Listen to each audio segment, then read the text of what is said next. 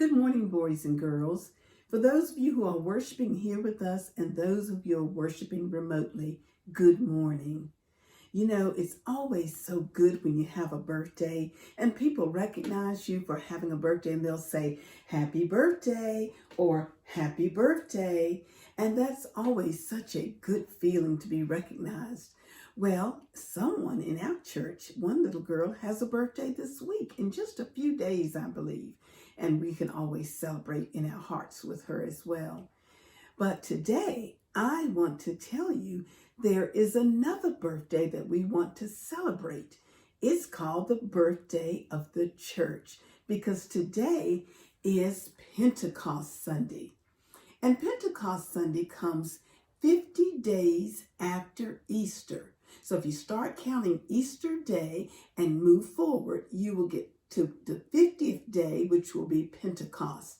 And that just means that was the time when the Holy Spirit came and visited the apostles of Jesus. Now, the apostles used to be called disciples when they were learning from Jesus, but now that they've learned and Jesus is gone, and now they will be teachers, so we call them apostles. Well, when they were all gathered together in a room, because they were afraid to go out among the people after Jesus was gone, because so many people had been mean to them. Well, when they were all together in that room, God sent the Holy Spirit, just as Jesus had promised them before he left. He said, "We will send you a comforter." And so that was the Holy Spirit. Well, the Holy Spirit came to them in such a way that was surprising to them.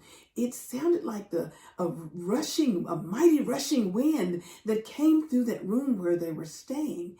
And then there appeared to be what looked like tongues of fire over the heads of each of them. And then they began to speak in different languages that they did not know beforehand.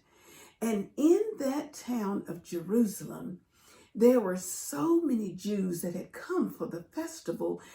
They were from other countries and other nations, and they each spoke their own language.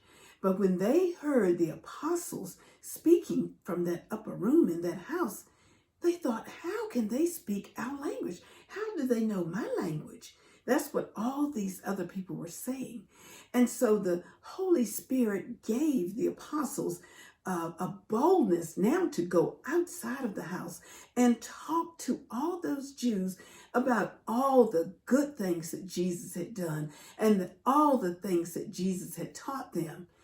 And because of other signs and wonders that they did through being empowered by the Holy Spirit, then those Jews saw that and they became believers. So on that day that we refer to now as the day of Pentecost, there were thousands, at least 3,000 that were saved, that gave their life to Christ because of what they heard and what they saw from the apostles.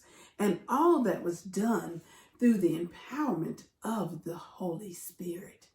And remember that Pentecost comes 50 days after the resurrection of Christ.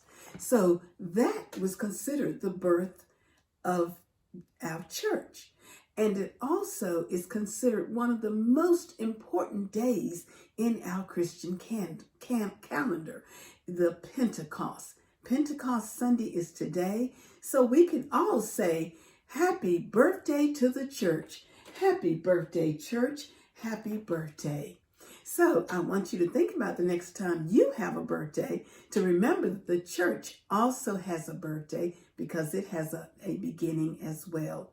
So I want you to have a wonderful week and a blessed week, and just know that we all will have a time to have a birthday.